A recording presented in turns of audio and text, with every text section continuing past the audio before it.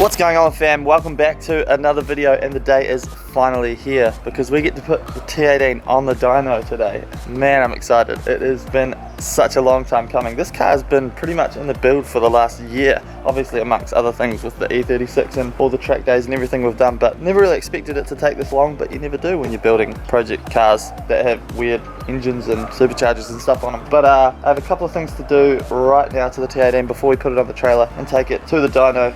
We have the new crank sensor in, and I'm stoked to say that that did fix our issue, which is so good. The thing revs out now. It feels awesome. It's running about 5 to 6 pounds of boost. Not a huge amount, but I think the perfect amount of boost just to give this car the kind of kick up the butt that it needs. Although we didn't even get to drive it at full power when it was NA because of the crank sensor issue. So we will hopefully, fingers crossed, be doing a nice wee celebratory skid at the end. Before we get into it, guys, if you want one of these rad t-shirts, head over to lakesideco.shop, grab yourself one. I ship worldwide, literally all made by me. AS color t-shirts, awesome quality, help the channel out so that I can keep doing crazy stuff like this. But anyway, let's get this thing ready and on the trailer.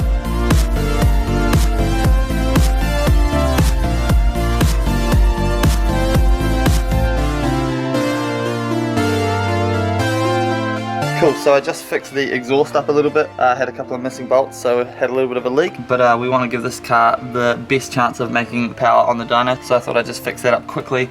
Now I'm just going to pull the plugs and gap them down because we are running boost now, so the gap in the spark plug needs to be smaller to give the spark as much chance as possible of actually doing what it needs to do. So I haven't gapped the plug since it was NA, so we'll do that and then we'll load up and we should be good to go.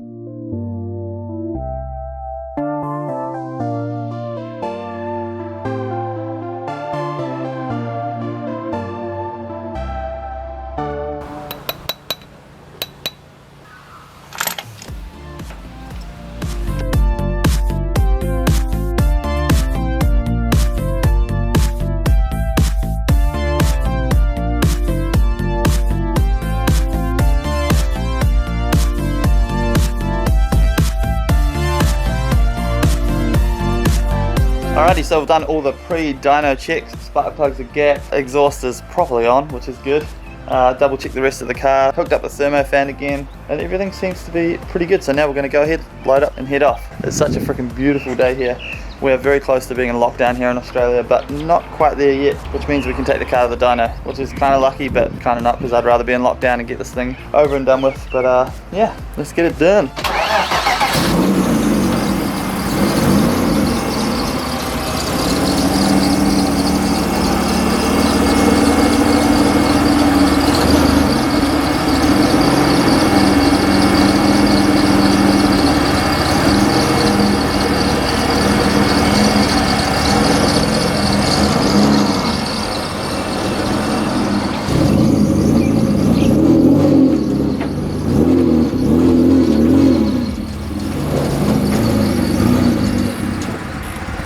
Locked and loaded, let's get this done. So we're on our way to the dyno, can't wait. Not expecting massive power, I'm thinking maybe 140 kilowatts, and if I get anything more than that, then I'll be super stoked. Yeah, like I said, it's only running 5-6 pounds, so nothing crazy. I took it for a drive yesterday, and to be honest, as it sits, the car feels freaking awesome. So more importantly today, just checking the air fuel ratios, making sure everything is safe. I don't actually have a fuel pressure regulator, an adjustable one, in the car at the moment. It seems like it's all good with just the stock fuel pressure regulator. So again, that'll be interesting to see what the air fuel ratios look like. It's been a long time coming, so friggin' pumped, fingers crossed that we pull through this all good. And then we're just gonna have to wait for a drift day to come up so that we can actually take the frickin' thing drifting, which may not be for many months to come. Or you know, we could always go for a street session. We've arrived at the dyno. We're moving a million cars so that we can get to the dyno. Some very, very cool cars here at the moment. Supra, this insane GDR at the front. Can we get this one up here? And then just go start testing this. It's like Fast and the Furious up in here.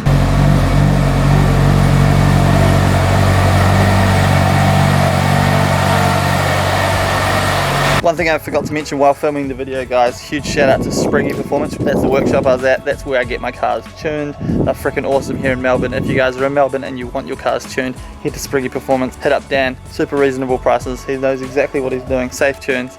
It's mad. Heal.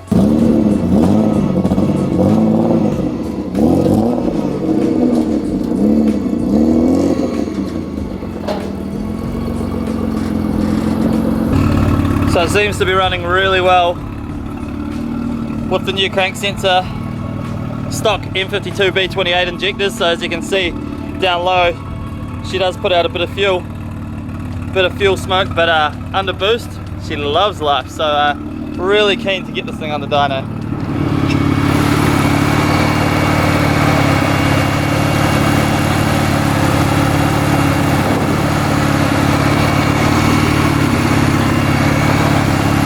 Here we go, ladies and gentlemen.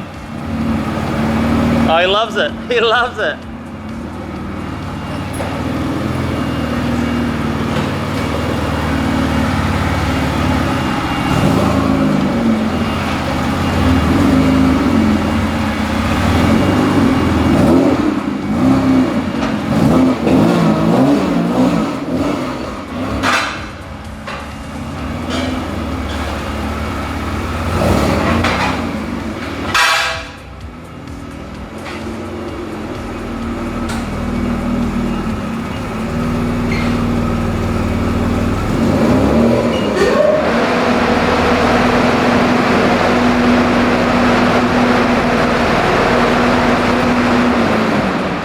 What do you think? The fact that we can't tune it is the best thing. It's just whatever it makes is whatever it makes. Alright, Dan's doing his wizardry.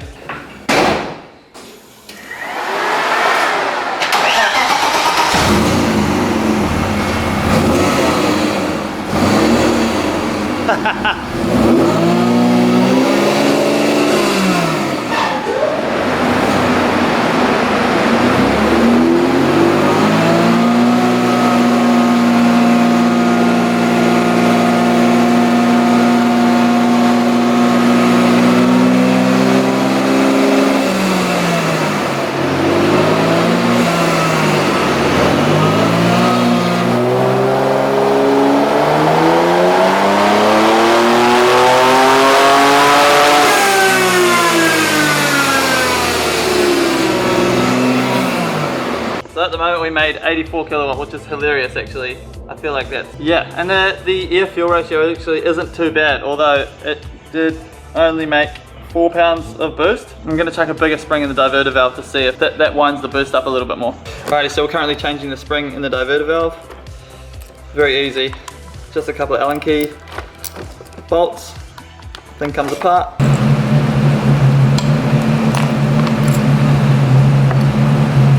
Alrighty, so the red spring is gone, yellow spring is in, bit thicker.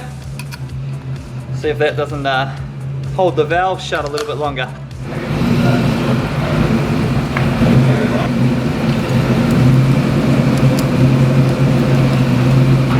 So we've got the thicker spring in the diverter valve, not sure if it's going to make any more boost at the moment. And Dan's also got some wizardry going on here so we can see the RPM so we can measure torque.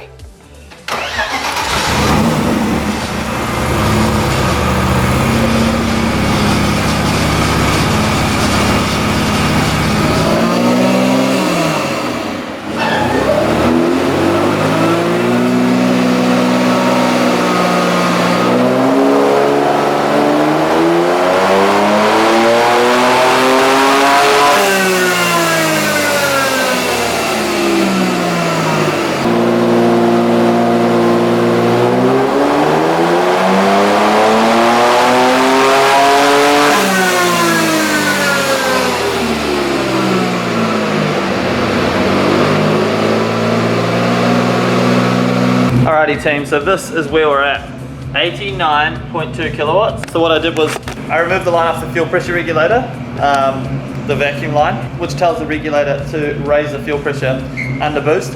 Removed that, the air fuel ratio looked a bit better at about 11. That gave us another 10 kilowatt, which is mad. And now we're trying to figure out why it's only making 3 pound of boost at the moment. 3 psi. So here on the M50 manifolds, there is the idle control valve port, and it has like a plastic thing in it, and I had it blanked off with the plastic thing, but they're like wiggly and they leak, so that'll be leaking some of our boost. So I'm going to modify that so that it doesn't leak anymore. That might give us a little bit more boost, but I think ultimately what's going to have to happen is we'll have to get a smaller pulley onto our supercharger. No big deal, easy enough to change the pulley to a smaller one. Not a big deal, but we'll see if we can get a little bit more boost today just by plugging up that hole. Freaking sick. Alrighty, so to block off the port that's in here, I've got the same in my race car. So it's a 25mm Welsh plug, and you basically press fit that into the hole and it'll never come out again. So I'm gonna do that now. Alrighty, it's in. Can chuck it all back together and hopefully make a little bit more boost. Alrighty, she's all back together. Dan's gonna run it up one more time, see how it goes, but pretty happy with the results nonetheless. It's holding temperature, making boost, running good, so yeah, let's see if we can crack that.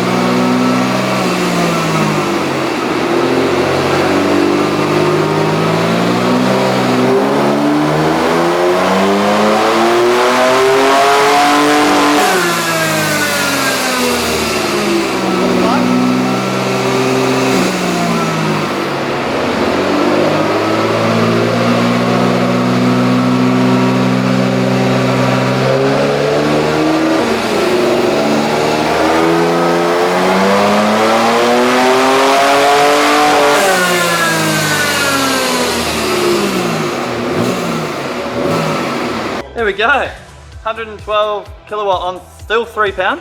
Still £3? Yeah. That's super weird. AFRs look good, huh? Yeah, they do now. Yeah. They didn't have a boost leak before. Yeah, definitely had a boost leak. Yeah. 100%. That's why it makes more power now. Okay, sweet. So that Welsh plug just helped block it all off and make it more power. Sweet, happy days.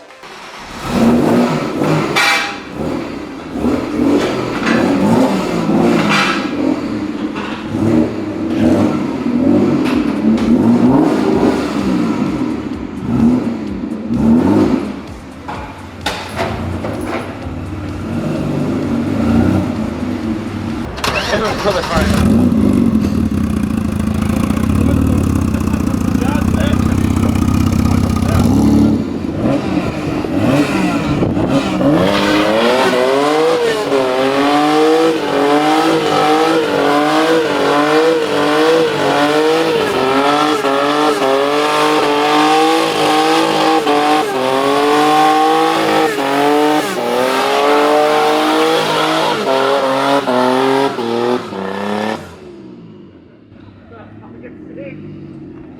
There we have it, guys. Super successful day on the dyno. 110 kilowatt, or like 112, 113 kilowatt at 3 psi of boost. It starts at about 5 and then it tapers off to about 3. The engine is loving the boost actually. The air fuel ratios are looking really good. When the boost drops to 3, the air fuel ratios go up a little bit as expected. The engine's begging for more boost, to be honest. So obviously we are going to slap a smaller pulley onto the T18. And ideally I'd like it to get it boosting in between 8 and 10 psi, but even at 3 the car feels freaking phenomenal. It's running awesome. It's super stoked. Finally got this car running how I wanted it, but the 140, 150 kilowatt mark is the aim. I reckon 10 pound to get us there. So we will bring it back to the dyno at some point. Next episode we're going to be diving into the E36. I'm probably going to tear the front of the car down. I'm going to take the manifold off the engine, the plastic valve cover off, overhaul everything because we have time. No drift events for a little while. But like I said, we may be attending a couple of street events over the next couple of months depending on how things go. So we want to have both cars ready just in case that does happen. But until then, thank you guys so much for watching. Please hit me with any comments in the comment section. Hit that like button, subscribe if you feel like it. Follow me on Instagram at itsmikewake. I'll see you guys in the next video. You!